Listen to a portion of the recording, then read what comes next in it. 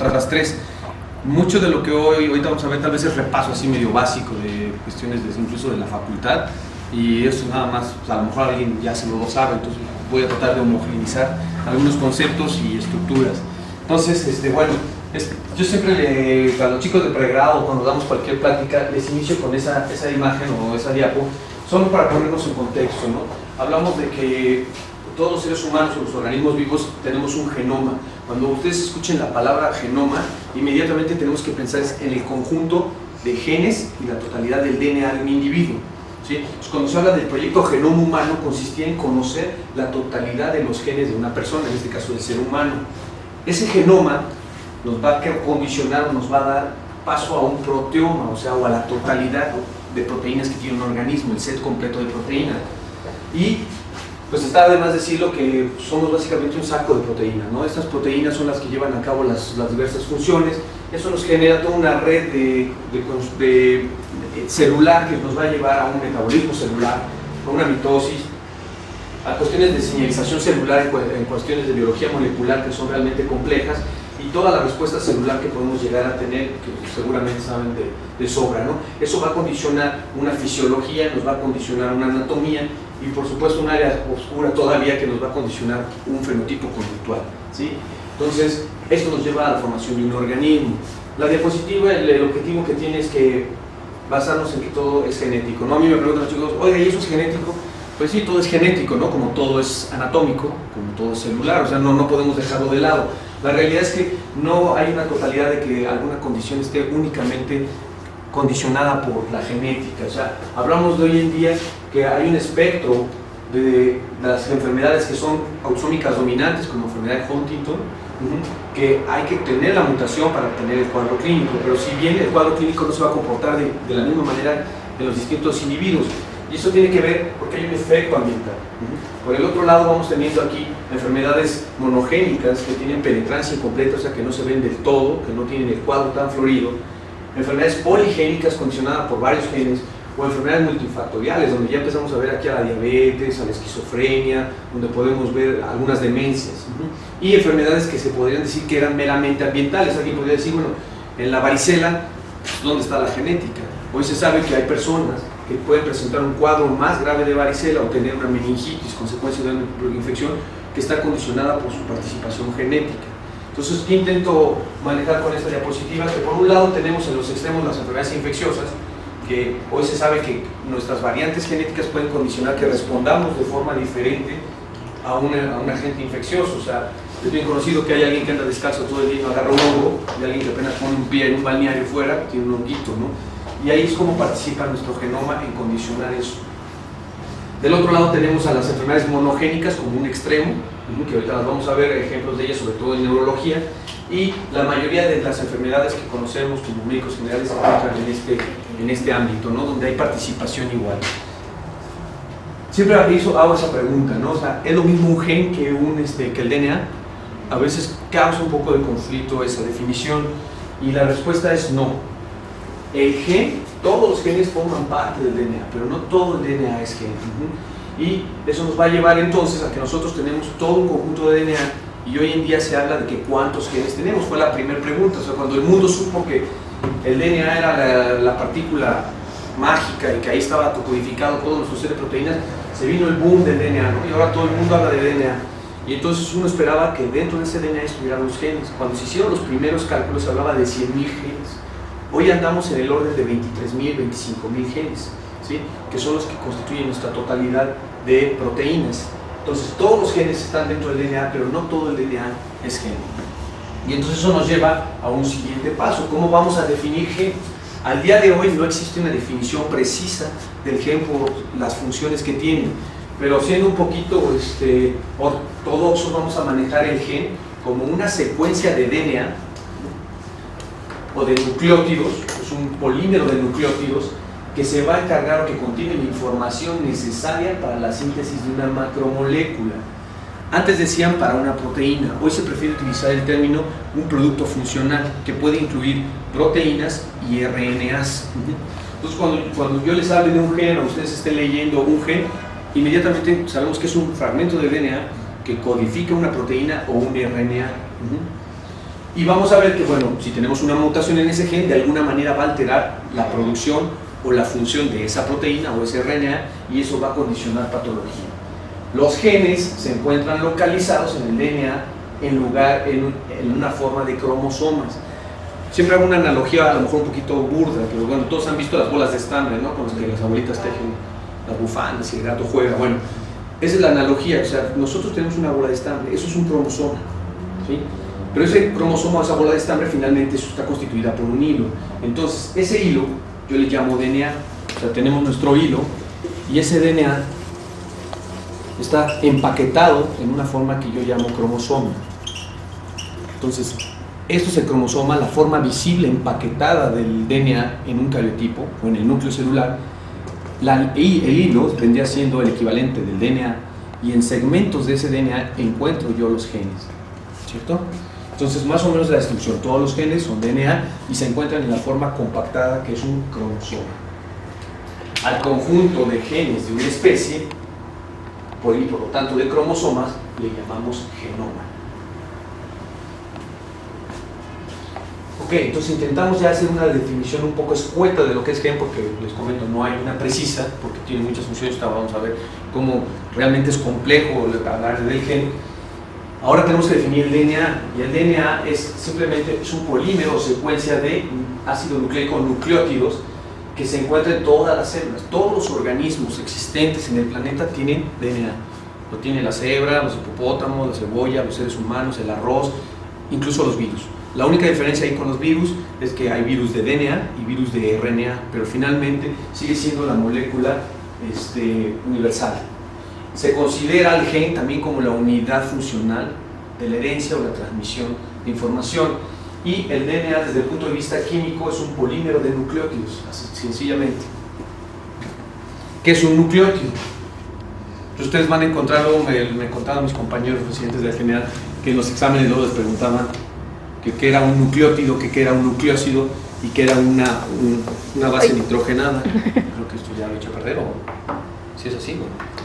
Entonces, un nucleótido, ustedes van a encontrar en los artículos, van a ver siempre referido aquí como adenina, guanina, citosina y timina. Son las 4 bases nitrogenadas que conforman el DNA, ¿sí?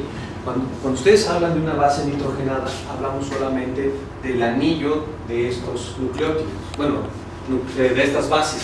Cuando ustedes agregan un azúcar, en el caso del DNA, una pentosa, hablamos de que es un nucleósido. Y cuando incluye 3 fosfatos, hablamos entonces que es un nucleótido. Entonces tenemos 3 conceptos: nucleótido, que incluye la base nitrogenada unida a un azúcar y que incluye los grupos fosfato. El nucleósido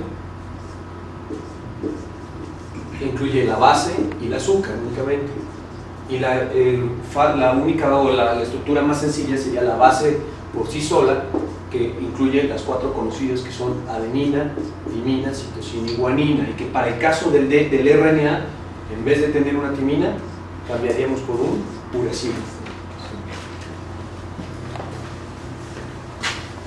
Entonces el DNA no es más que la secuencia de nucleótidos. El DNA en su forma más sencilla o abierta es una hebra o cadena doble.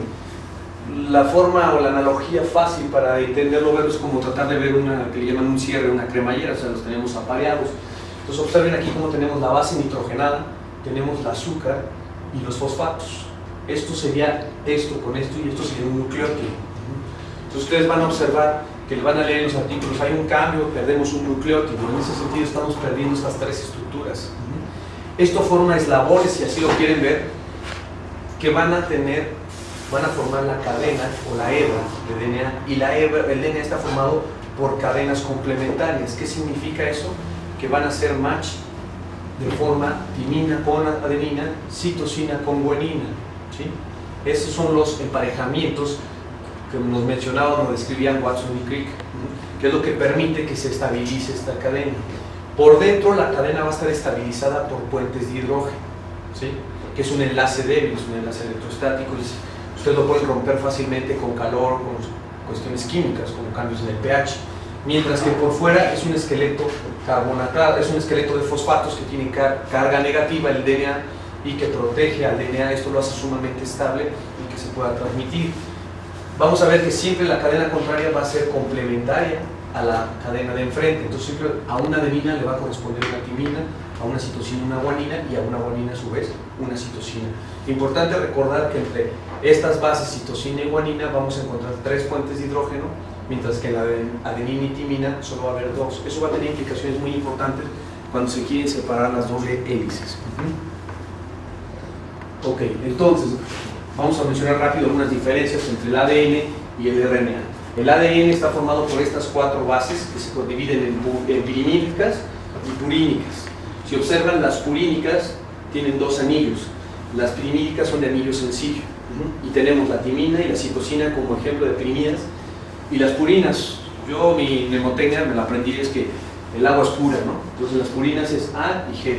Entonces, eran las púricas, y las que sobraban, en este caso la timina y citosina, eran pirimídicas. Mientras que en el RNA siguen siendo las mismas, solo recordar que cambiamos la timina por el uracilo. Esto, quedamos que unido a una desoxirribosa y a un fosfato nos da un nucleótido de DNA. En el RNA vamos a tener que tenemos la base, un azúcar que en este caso cambia, es un azúcar un poquito diferente, no sé si observan aquí en la bolita en rojo, tenemos un OH, mientras que acá solo tenemos un hidrógeno, ¿sí? Por eso es desoxi, ha perdido ahí, y nos da un elemento diferente para la polimerización. Esta es una pentosa exclusiva de RNA y tenemos el fosfato. Este es el principio. Cuando ustedes estos hagan de cuenta que son como las piezas de Lego, o sea, tienen un sentido. Entonces uno pone la pieza y entra la de abajo, ¿no? Es como poner el tapón, este viene aquí y entonces ponemos este acá y tenemos que seguirlas poniendo los tapones en el mismo sentido, no sé si me explico. Entonces el DNA hace lo mismo. Si ustedes quisieran agregar un nucleótido, tiene que entrar por aquí abajo. Si quieren agregar otro, viene y entra por aquí abajo. El principio, por ejemplo, de algunas drogas anticancerígenas o para antivirales utilizan análogos de base, no sé si nos han leído que se clasifican, y lo que se hace es se modifica aquí esta parte, y entonces el virus que está copiando DNA llega un momento en que elige uno de los del fármaco que ustedes meten que tienen modificado aquí y lo meten, y es como si yo les pusiera la pieza de Lego con plastilina abajo. No puede seguir polimerizando, y entonces ustedes detienen la replicación viral o detienen la replicación de la célula tumoral, ¿sí? Bueno, entonces para nada más quedar, la doble hélice se encuentra formada por polímeros son cadenas de nucleótidos que se encuentran complementarios, se enrollan en una doble hélice, y esa doble hélice se va compactando en algo que se llama nucleosomas hasta finalmente formar los cromosomas, ¿sí? Y los cromosomas se encuentran localizados en el núcleo de las células corporales. Ahí está otra vez, vean el nivel de resolución, y nosotros vamos viendo hasta que llegamos a un cromosoma totalmente compactado. ¿Por qué tiene importancia esa? Porque cuando ustedes quieran hacer diagnóstico, por ejemplo, de un síndrome de Down, ustedes pueden pedir un cariotipo y contar los cromosomas, y vamos a tener un cromosoma extra en el par 21. Si ustedes quieren ver una condroplasia, no lo vamos a ver, porque la condroplasia es el cambio en un solo nucleótido. Entonces no es valorable a ese nivel de resolución. Es como si yo les puedo decir, si tienen 46 cromosomas, que es lo que debe tener un ser humano normal, si yo les doy 46 bolitas de estambre, ustedes, si yo les robo una, se van a dar cuenta inmediatamente, porque simplemente hay que contarlas. Si tenemos 45, se llama Turner, o tenemos una extra, se llama Down. Pero ¿qué pasa si yo les corto 1 milímetro del hilo de una de las bolitas? No lo van a notar, porque ese nivel de resolución no es valorable. Para hacer diagnóstico de eso, cuando hay cambios en un nucleótido, pérdida de uno o de 2 o 3, se necesita hacer forzosamente secuenciación del DNA, y vamos a ver por qué. Para ciertas enfermedades no nos sirve un cariotipo, sino tenemos que pedir tipo de estudios un poquito más sofisticados en cuanto a resolución. Esto es un cromosoma.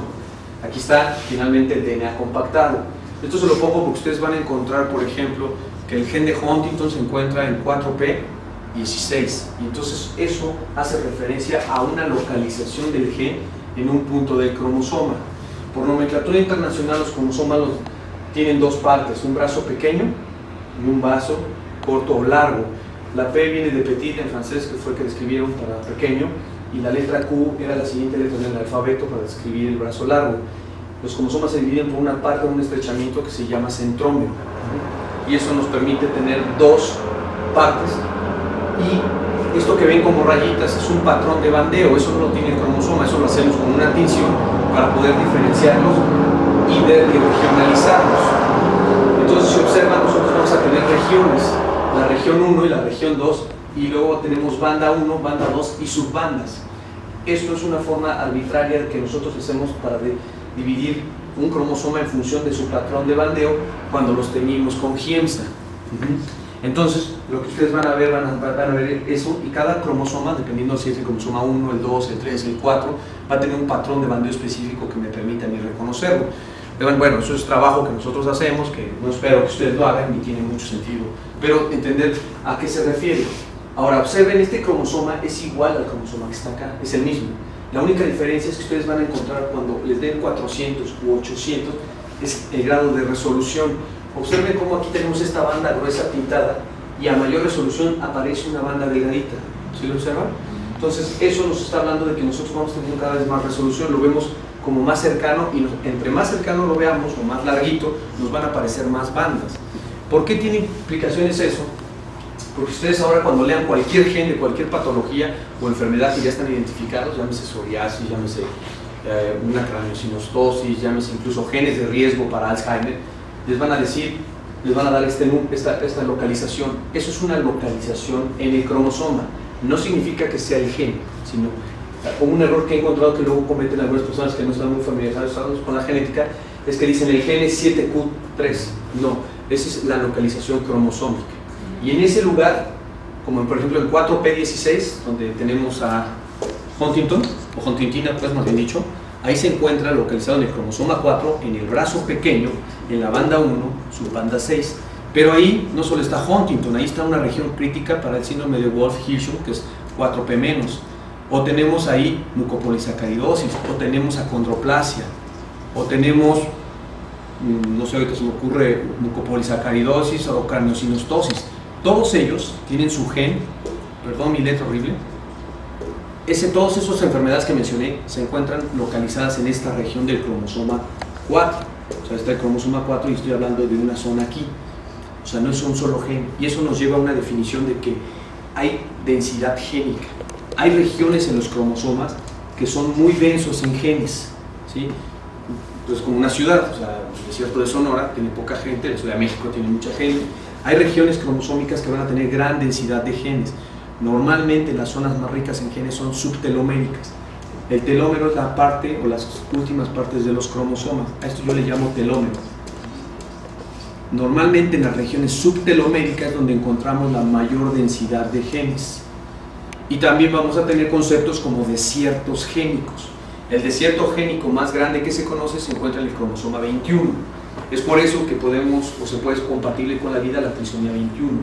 Porque aunque son más genes y causa el síndrome de Down, es el que menos tiene y es como que el que aguanta más el cuerpo. Jamás van a ver una trisomía del cromosoma 1-16 porque es tanta la cantidad de genes que tiene que el cuerpo no lo soporta y son incompatibles con la vida. El cromosoma 21, aparte de ser de los más chiquitos, es el que menos genes tiene. Por eso es como que el que más sobrevive, ¿sí? Bueno. En lo que comentabas del cromosoma 4, o sea, bien dicho, ¿cómo se diría? O sea, afectado al cromosoma 4, ok. ¿Pero es banda 1 y banda 6? O sea, ¿se dice banda 1 y banda 6? Es correcto. Tú vas a decir cromosoma 7, por ejemplo, este es el cromosoma 7, este es el gen de la fibrosis quística. Sí. Este es el gen. Se encuentra, entonces tú tienes que decir, se encuentra localizado en el cromosoma 7, en el brazo largo, sí, en la región 3, ajá, aquí está región 3, banda 1, y cuando ves el punto, hablamos ya de subbandas. Yo un día en una sesión, una neuróloga simpático, no así tiempo, le estaban pegando durísimo a un residente, ¿no? Le decía, a ver, dígame esto y esto, ¿y en qué cromosoma está? Entonces el pobre chico dice ahí, pues 4p16, eso es correcto. No, y punto 3 te faltó, ¿no? O sea, eso es como decir, estoy en la Ciudad de México, en Subirán, en el mosaico tanto, o sea, es lo mismo. O sea, el chico le había contestado bien, es 4p16, aparte no está bien mencionado 416.6, no es aritmética. O sea, son regiones, ¿sí me explico? O sea, para hablar correctamente. Es aceptado porque así lo hacemos los genetistas. También hablamos, yo también les digo 7q31.3. Es como que generalizado ese uso y no está mal visto, pero lo correcto es que sepamos que son regiones cromosómicas. Y lo único que la doctora le agregó así como siendo más fina fue el punto 3. Nada más estaba diciendo a una mayor resolución, pero ella lo veía como aritmética, no como las regiones cromosómicas, ¿no? que es lo que luego me he encontrado ahí, que en el consejo les preguntan, ¿y dónde está el gen? Entonces los chicos hacen bolas de, a ver, ¿es esto el gen o es esto de acá? Entonces cuando, a ver, el gen se llama así, y se escribe en cursivas con letras mayúsculas, ¿sí? ¿Y dónde se encuentra localizado? Ah, en esta región. Eso no quiere decir que ahí solo haya un gen, puede haber muchos o puede no haber ninguno. Y bueno, hoy, perdón, ¿me va a tomar foto? El 1 entonces, que sería el 3 de la región. Sí. Tú vas a tener la región, es esta, y después hay una banda. ¿A qué se refiere eso? Es una buena pregunta, ¿cómo diferenciarlo, no? Pasa aquí, cuando tú tienes un cromosoma a la resolución de 400 y que lo tiñes, te va a aparecer una banda gruesa, y la pauta fue que del centrómero a tu primer banda gruesa le ibas a llamar región 1, y lo siguiente era la región 2. Hacia arriba lo mismo. En el cromosoma aparecía esta primera banda gruesa, entonces hasta ahí le llaman región 1, y de ahí para el telómero región 2. Y cuando lo amplificas más, las chiquitas que aparecen en el combinado blanco-negro, les empiezas a llamar bandas. Y ya después, cuando todavía lo amplificas más, que era lo que yo te intentaba decir con esta foto, entonces ya empiezan a ver subbandas. Tú aquí me dirías, ay, ver, Doc, ¿y eso cómo está? Pues de aquí me aparece la primera oscura, región 1, región 2. Oye, pero aquí ya me aparecieron estas. Ah, pues son bandas. Oye, me apareció esta chiquita acá, ya le llamamos subbandas. ¿Sí? Eso es cuestión de citogenética, realmente no es algo que vayan a hacer ni tiene gran relevancia clínica, pero sí cuando leen artículos o escriben un artículo o alguien les pregunta, saber qué nos está diciendo eso, ¿no? Ok, entonces siempre les traigo esa, como que esta imagen es un poquito caricaturesco, para más o menos ponernos en contexto de los tamaños de lo que hablamos. Estas diapos vienen a escala. Lo que ven arriba es la cuadrícula de lo que correspondería a una cuadrícula chica de cualquier libreta. Esto es la letra regular de Times en 12 de cualquier computadora en Word. Y bueno, ahí lo que ven esta escala, lo que vendría siendo el grano de café y un grano de arroz, ¿no? Y estamos hablando en el orden de milímetros. Entonces, ahí vamos acercando. Eso que ven ahí, el sesamí, pues es el ajonjolí, ¿no? Acá de las hamburguesas. Entonces estamos hablando que un ajonjolí promedio nos mide 3 por 2 milímetros. No se distingue muy bien, no sé si ven el grano de sal, ahí se ve como un cubito. Aquí lo tenemos. Sí, no sé si les han hecho que ven el azúcar o la sal así en la mesa y se ve chiquito, y yo luego hasta los apachurro ahí para jugar. Pero estamos hablando más o menos de que 0.5 milímetros, o sea, estamos dividiendo allá el cuadrito en 10 veces, ¿no?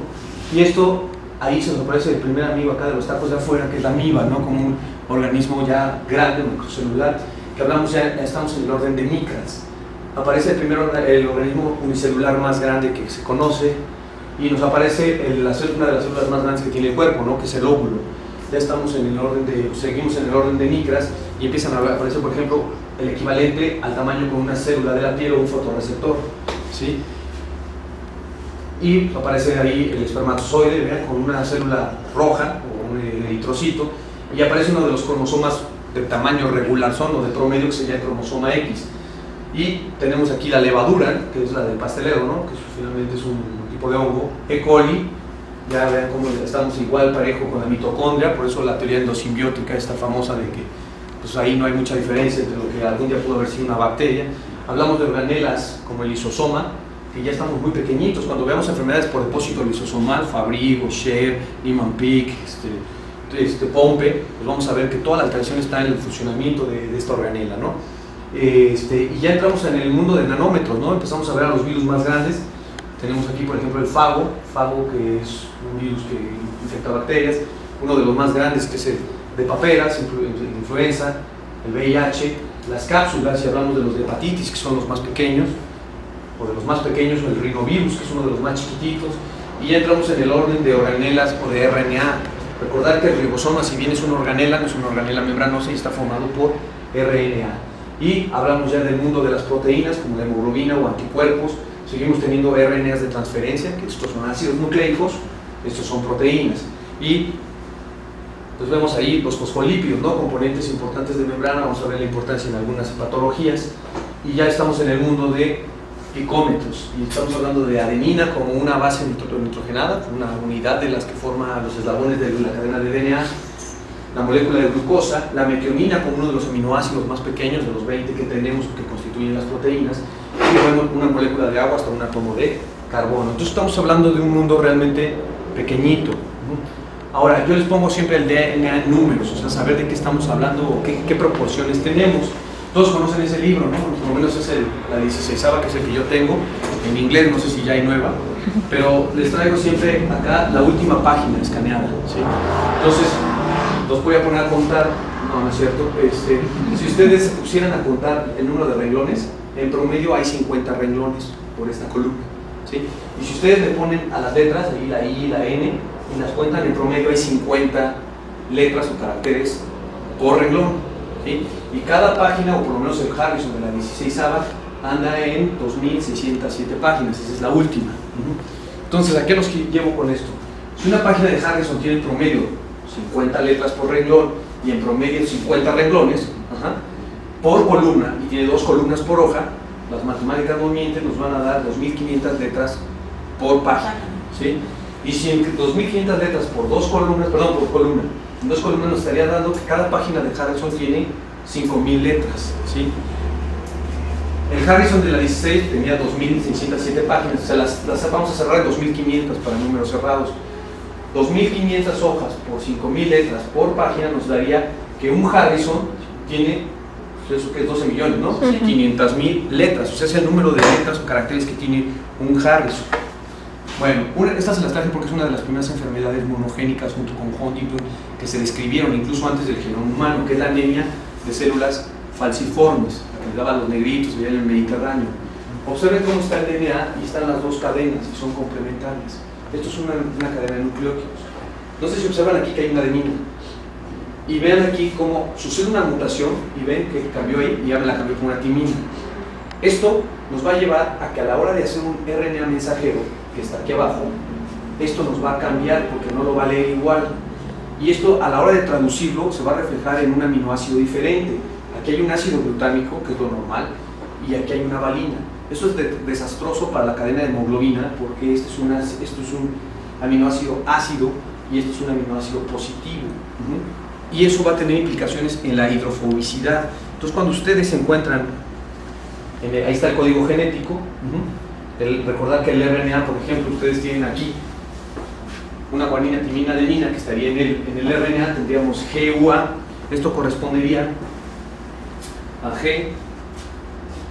ven por ahí la GUA, vamos a usar esto, la primera debe ser GUA, es una valina. Ese cambio genera que la hemoglobina, la cadena beta de hemoglobina, los aminoácidos se ocultan del agua, pero la valina no tiene esa propiedad que sí tiene el ácido glutámico, entonces lo que hace es sacar la patita porque ese sí es hidrofílico. Y entonces eso condiciona que la hemoglobina, en vez de estar como lunetas en un globo lleno de M&M's, haciendo una analogía, en vez de estar sueltas, se empiezan a polimerizar. Y todos han visto sus saquitos así que tienen como arroz, pues uno los puede jugar, ¿no? Entonces imagínense que cada arroz de esos es la hemoglobina dentro del eritrocito. Pero si saca la patita, se empiezan a unir uno con otro. Y entonces ahora ya no son bolitas, sería como meter popotes dentro de un globo, ¿sí? Entonces eso nos deforma la célula que debería estar así, nos la deforma de esta manera. Y esto genera que las zonas pequeñas o los vasos no sea deformable y se atore. Entonces por eso traemos al negrito, lo llevamos a Toluca, saturación de oxígeno baja, se mueve el aminoácido, se polimeriza la hemoglobina, se tapona y empieza con parestesias, dolores mesentéricos por infartos o MCs. Y eso es lo que explica todo un cuadro clínico de una enfermedad por una cuestión monogénica. O sea, una pura mutación en una base cambió un aminoácido y nos cambia la fisiología. Aquí está la hemoglobina polimerizada dentro del hematíe y genera la anemia en células falciformes. Obviamente eso va a hacer que sea menos flexible, se va a romper y nos va a generar todo el cuadro clínico.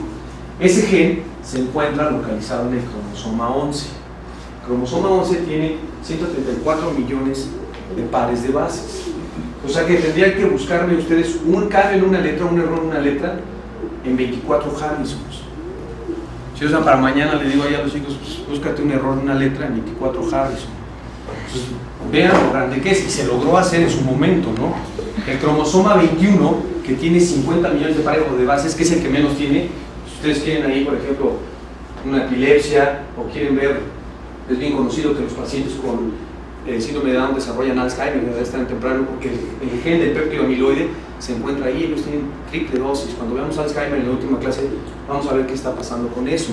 Entonces, equivaldría, si ustedes quisieran secuenciar el cromosoma 21, tendrían que, el cromosoma 21 contiene 50 millones de pares de base, equivaldría a 4 Harrison, pero como tenemos 2 21, son 8 Harrison, o sea, es buscar el error en una letra en 8 tomos de Harrison.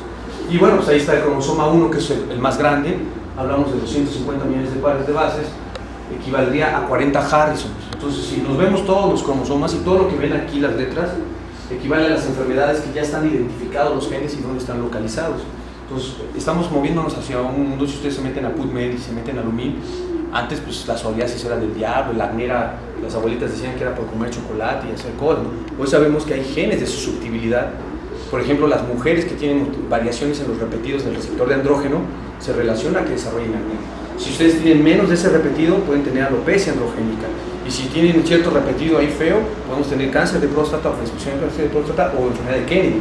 ¿Sí? Lo vamos a ver cuando vemos los repetidos. Y entonces ustedes van a encontrar dónde está localizado. Y van a encontrar inmediatamente en las bases de datos la localización cromosómica 4p16.1 y el gen, ¿sí? Que siempre van de la mano, que son cosas distintas. Entonces vean ahí, pues son no podemos leer las letritas de cada enfermedad, pero el número de bases por cromosoma. Ok, regresando a esto, si ustedes pudieran sacar el DNA así en microscópico, así como lo vimos a escala, y lo pudiéramos extender todo nuestro DNA, ahorita el de cualquiera de nuestras células, mediría 2 metros. Pues es el tamaño a esa escala, ¿no? Así de pequeñito. Hay un montón de células, no tienen mucho que revisarle, pero si ustedes le pusieran 1 milímetro de distancia entre cada par de base de su genoma, equivaldría a la distancia que se encuentra de la ciudad de Los Ángeles a la ciudad de Tennessee, Estados Unidos, poniéndole 1 milímetro a cada base, entre cada base o nucleótido que tenemos en el cuerpo. Eso nos lleva a que ustedes van a hablar o encontrar en la bibliografía cuando vean, oye, tuvo una deleción, la enfermedad de Kearns-Sayre, hay una deleción grande en el DNA mitocondrial, les van a dar esta escala, que sucede igual a lo de los gigabytes en la computadora, ¿no? Pares de bases es una kilobase, megabase, hablamos de 1 millón, y 1 giga. Entonces, si nosotros quisiéramos tener todo el genoma humano, o sea, lo que hizo el mundo en 10 años, tendrían ustedes que revisar 1024 Harrison para encontrar una mutación. Entonces, ¿qué pasó con la gente que decía Huntington o anemia de células falciformes? Tenían que vencer la secuenciación de todos porque no sabían dónde estaba. Se hacen análisis de ligamiento para identificar primero el cromosoma, luego la región, y ya se iban a secuenciar esas partes. Pero equivaldría como que nosotros revisáramos letra por letra de 1024 Harrison de la 16 para encontrar una mutación puntual, ¿sí? Ahora, si nos tomara un segundo decir adenina, timina, citosina, guanina, tardaríamos 190 años en decir o leer la lectura de todo el genoma. O sea, es un montón. A eso fue lo que se le llamó el proyecto de genoma humano, ¿sí? Y eso le tomó a todos los laboratorios del mundo, los principales prestigiosos, alemanes, japoneses, norteamericanos, secuenciar el genoma, y le tomó al mundo 10 años, el proyecto Genoma Humano duró 10 años. Hay quien equipara el logro de haber secuenciado el genoma humano con haber puesto un nombre en la luna, ¿sí? Y eso ha dado la pauta que nos movamos a otro tipo de medicina. Eso le tomó 10 años al mundo y costó millones de dólares, pero millones. Ahora les voy a traer un ejemplo donde si ustedes quieren saber su genoma, solo hay que perderle el amor a 60,000 pesos y en 3 meses tenemos secuenciado su genoma o les hacemos un exoma. Entonces ustedes ya pueden pedir un exoma, ¿sí? Oye, este paciente no sé qué tiene, está dismórfico, no encontramos alguna alteración, se puede hacer un exoma y encontrar mutaciones y el origen de la mutación, ¿sí? Y ahora estamos hablando que 3 meses, cuando al mundo le tomó 10 años y millones de dólares ahora que andan en 60,000 pesos, pues eso es un gran avance. En el proyecto Genoma Humano se entregó en el 2003. Estamos en el 2003, o sea, solo han pasado 10 años, siendo estrictos. En 10 años más, ¿a dónde vamos a ir, no? Ahora venden chips para SCAS, ahora venden chips para autismo, y se pueden encontrar alelos de riesgo. Entonces, bueno, las cosas van avanzando un poquito para allá, ¿no? Tarde o temprano yo estoy confiado en que se va a entrar en este campo. Hoy en día, por ejemplo, la FDA ya está probando las nuevas drogas epigenéticas que van a modificar, por ejemplo, el síndrome de X frágil, ¿no? Entonces, muchas cosas van a ser seguras. Pero bueno, cuando las grandes mentes del mundo secuenciaron el genoma del ser humano, dijeron, pues ahí va a venir todo, ¿no? Las recetas. Y se encontraron con una sorpresa. Los genes que codificaban para proteínas solo representaban el 1.5%. O sea, fue una sorpresa, porque uno decía, bueno, nuestro genoma, pues, todo tiene que ser recetas para proteínas, porque nosotros éramos un saco de proteínas, y ahí está la clave de nuestra complejidad. Entonces, cuando el mundo se encuentra que solo esto representaba proteínas, pues fue una sorpresa. Y entonces empezaron a todos a interesarse en este punto rojo y a todo esto le llamaron DNA basura. Un tiempo que le dijeron DNA trash o DNA basura.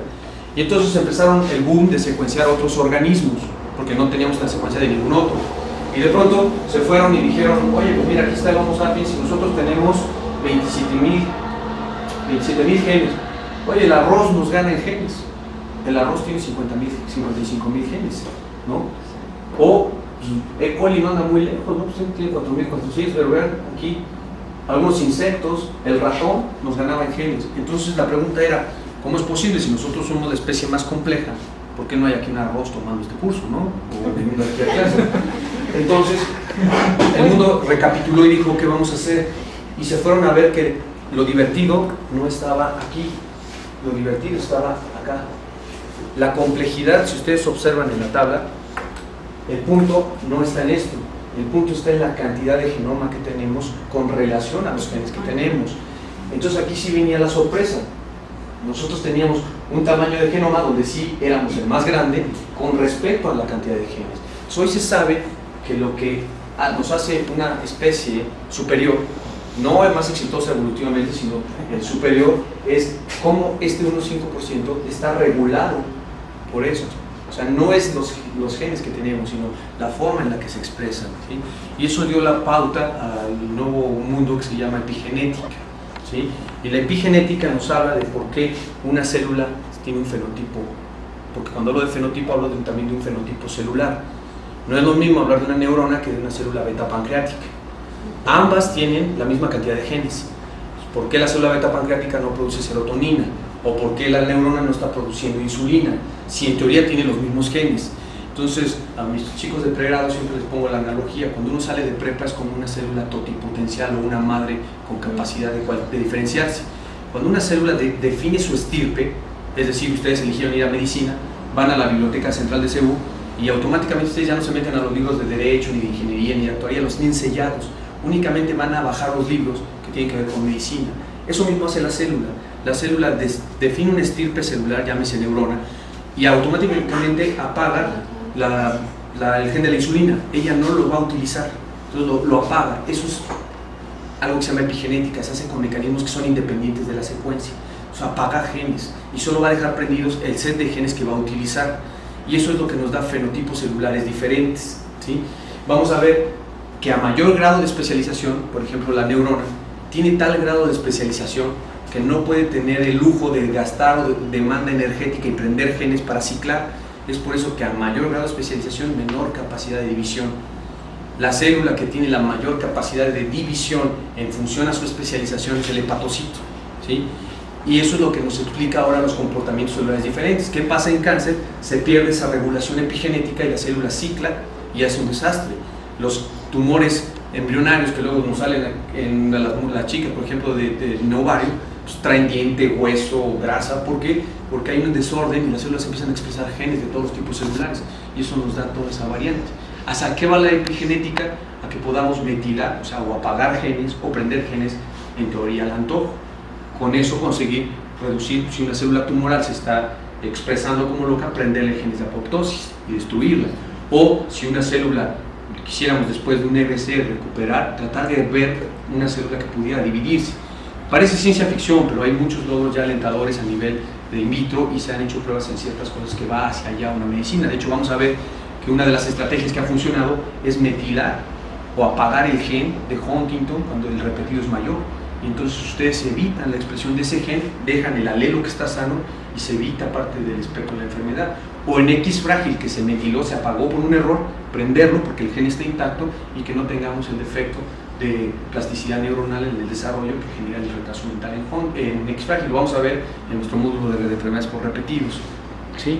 Entonces los genes metilados son los apagados. Cuando yo les diga metílense, como les digo a nosotros, Es apáguense. Cállense. Eso es epigenético. Ahorita vemos ejemplos. Entonces, ustedes metilan un gen, lo apagan. Entonces estábamos aquí, alguien dijo, bueno, vamos a compararnos con el simio. Nuestras diferencias con el simio, o el Antrogloditas, que es el más parecido genéticamente, es apenas del 0.1%, o sea, es muy poco. Entonces, ¿por qué el simio pues no es médico, genetista, ¿no? Y si observan, aquí están los cromosomas. prácticamente somos iguales. La única diferencia es que aquí, por ejemplo, en el simio el 2 está dividido en 2A y 2B, pero este que está aquí corresponde a la parte de arriba, o sea, realmente él contiene los mismos genes. Otra vez la diferencia está en el patrón y regulación de expresión que tienen esos genes, ¿sí? Y bueno, empezó a surgir el de, ahora vamos a estudiar cómo se regulaban estos genes. Entonces realmente nuestra diferencia por el simio es muy poquita. De hecho, entre nosotros, realmente la diferencia es del 0.01%, o sea, si ustedes secuencian el de la doctora y el mío, va a haber un cambio en el total de bases de 0.01%. Entonces, ¿qué nos hace tan diferentes? ¿Qué la hace ella susceptible a unas enfermedades? Que sea mujer, que pueda ser mamá y yo no, cuando realmente desde el punto de vista genético las diferencias son mínimas. Vamos a ver qué es esa expresión diferente, ¿no? Eso explica muchas cosas. Todos nos hemos topado con algún cadenero de antro o con alguna secretaria, ¿no? Entonces, que comporta muy parecido. Bueno, ¿cómo vamos a dividir al DNA desde el punto de vista estructural? Lo vamos a ver como DNA que se presenta en una sola copia, DNA que codifica genes, este es de una sola copia que codifica genes, y se acuerdan que codificaba genes era muy poquito, era del 2%. El DNA que está en más de una copia lo vamos a dividir en dos grupos, los que se repiten en tándem, como los short tandem repeats, que van a ser muy importantes para las SCARs, para el X frágil, Huntington, Kennedy, y las que se dividen o consecuencias que no se conocen, que no están en tándem, sino están dispersas. Y vamos a ver que estas son las que principalmente regulan la expresión de genes. Ok, entonces eso nos lleva a que recordemos un poquito cómo se lleva una producción de una proteína. A partir del DNA producimos un RNA mensajero. Este proceso se le llama transcripción. Algunos virus tienen la capacidad de hacer retrotranscripción, como los retrovirus, el VIH, hepatitis, hepatitis C. La traducción, que nos lleva a una proteína, y hoy se sabe que el RNA se puede replicar, esto también sucede en virus, y el DNA tiene capacidad de replicación, si no, no podríamos tener hijos, o no podríamos sustituir células epiteliales. Y eso nos lleva a que entonces tenemos que conocer la anatomía de un gen. El gen también tiene una anatomía, y esto es muy importante, que este sí como que es un concepto que debe quedar muy claro porque va a ser muy útil, que es que un gen va a estar constituido por la luz. Un gen va a estar constituido, gracias, por una región que le vamos a llamar por nomenclatura internacional 5'. O sea, el inicio es una región 5'. Y ustedes van a tener la secuencia génica. Recuerden que estos solo son nucleótidos, o sea, realmente, si ustedes lo pudieran leer, sería una secuencia de nucleótidos. Pero funcionalmente lo vamos a dividir en 5', 3'. Esto es por nomenclatura internacional. La primer parte de un gen, hay una zona que se llama promotor. Esta estructura regula la expresión del gen, ¿sí? Esta estructura es la que nos va a regular la expresión del gen. Ok. ¿Qué significa esto? Cuando hablábamos de metílense, es callarse, ¿no? Esto es una secuencia de nucleótidos. La epigenética habla de modificaciones sobre los genes. Y estos son como modificaciones químicas. Por ejemplo, si ustedes metilan el promotor de un gen, ustedes apagan la expresión de este gen. ¿Y eso qué significa? Que este gen no va a producir RNA y como consecuencia no va a producir una proteína. Ahora, no es lo mismo que este gen se exprese 20 veces en un minuto, que me produzca, por así decirlo, que es una barbaridad, pero así es, 20 proteínas de esta en un minuto, a que lo haga 100 por segundo. ¿Sí me explico? Y esto también nos lleva a que el ambiente modifica la expresión de genes. No es lo mismo mi hermano gemelo, que tenemos el mismo gen, desde el punto de vista de secuencia, mi hermano gemelo tiene exactamente las mismas bases. Pero si él, en vez de estar aquí en nutrición nublado, está en Acapulco trabajando de lanchero, él expresa más melanina. El gen de la melanina de mi hermano se tiene que expresar en mayor cuantía que el mío. Eso está regulado por este promotor y por cuestiones epigenéticas y de estímulo. No es lo mismo alguien que está consumiendo alcohol, que tiene que producir más alcohol deshidrogenasa, que un vegetariano que no lo consume, ¿sí? No es lo mismo los cambios metabólicos que tiene una persona obesa al que no lo tiene. No es lo mismo la expresión de este gen cuando soy feto, cuando soy niño, cuando soy adulto, viejito, o cuando estoy enfermo, o cuando estoy embarazada. Y esto vamos a ver que es una cuestión dinámica que, por ejemplo, hoy se ha visto en estudios epigenéticos de que cuando ustedes maltratan a un niño en las primeras edades, todavía está madurando el sistema nervioso y se modifica la expresión del receptor para cortisol y que queda permanente. Entonces eso viene a explicar un poquito de por qué la gente que ha sido objeto de maltrato infantil queda con cierta tendencia a cuestiones depresivas o vivir una vida con menor respuesta o mayor respuesta a estrés desde el punto de vista hormonal. Si ustedes se han hecho grupos de gente que ha sido víctima de abuso y gente que no, ha modificado el patrón de expresión de sus genes receptores y de secreción hormonal que tiene que ver con cortisol. Entonces podríamos llamar que esos individuos quedan perpetuos en una condición de estrés continuo y pueden estar en mayor riesgo de depresión mayor o de suicidio, ¿no? Esto es muy dinámico, lo vamos a ver en la última clase también con ejemplos de tipo epigenético.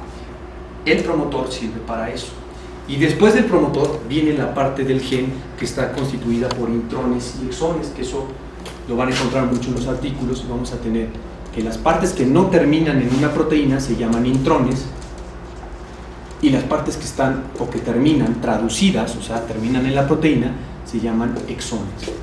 En promedio, nosotros vamos a tener que los genes tienen en promedio unos 8 o 9 exones. Y entonces ustedes le van a llamar exón 1, exón 2, exón 3, y dentro le vamos a llamar a los intrones. Cuando ustedes producen un RNA mensajero, el primer RNA trae todas las secuencias. Cuando el RNA madura, constituye o significa, cuando ustedes le saben de maduración de un RNA, consiste en quitar los intrones y dejar únicamente los exones para que sean traducidos y terminen en una proteína. Entonces, aquí lo que estamos viendo, vean, es la región del promotor, que es lo que nos señala. En la región siempre 5'. Después del promotor, que es la zona que regula la expresión del gen, van a venir los exones, intrones, exones, intrones, hasta que termine el gen. Acuérdense que estos solo son nucleótidos, ¿sí? Después de eso siguen habiendo nucleótidos, pero ya no es territorio del gen, ya son zonas que no codifican una proteína. Entonces sabemos que un gen va a terminar traduciendo proteínas. Aquí vemos los 20 aminoácidos, lisina, etcétera, la secuencia, y ahí tenemos insulina, serotonina, cualquier neurotransmisor, colágeno, el que ustedes quieran, albúmina, ¿no? Que no es más que la unión de los 20 diferentes aminoácidos en forma de cadenas. Eso va a ser muy importante cuando veamos enfermedad por priones, cómo se modifican las proteínas, que las proteínas van a formar 4 estructuras, que son la estructura primaria, la secundaria, la terciaria y la cuaternea. En la enfermedad por priones de tipo genético, una proteína que está plegada anómala llega y empieza a plegar a las otras de forma anómala y genera aglomerados que son tóxicos para la célula. Lo vamos a ver cuando veamos como ejemplo la enfermedad por priones.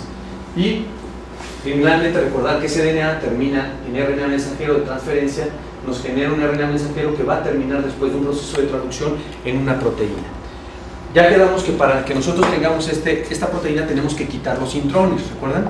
Entonces, este proceso se conoce como remoción de intrones y constituye, ustedes por ejemplo, vean el exón 1 y aquí está el exón 2, ustedes puedan quitar esta secuencia de nucleótidos que está interexónica, la retiren. Al retirar este intrón, ustedes dejan juntos únicamente estos dos exones, ¿sí los ven acá abajo? Entonces, ustedes tienen aquí, esto va a tener ciertos aminoácidos.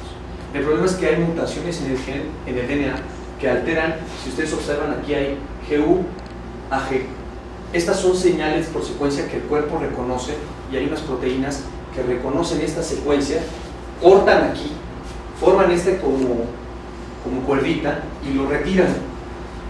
La cosa es que vamos a ver que hay enfermedades neurológicas donde puede haber una mutación que cambia esa G por una T y entonces el sistema del cuerpo no lo va a reconocer, no va a retirar este segmento y ustedes van a terminar con una proteína con un segmento aquí de aminoácidos que quién sabe qué haga. En el mejor de los casos va a ser destruida, pero puede empezar a tener acciones que no debería de tener, y eso genera aglomerados que son parecidos, bueno, el mecanismo no es exactamente pero aglomerados que pueden ser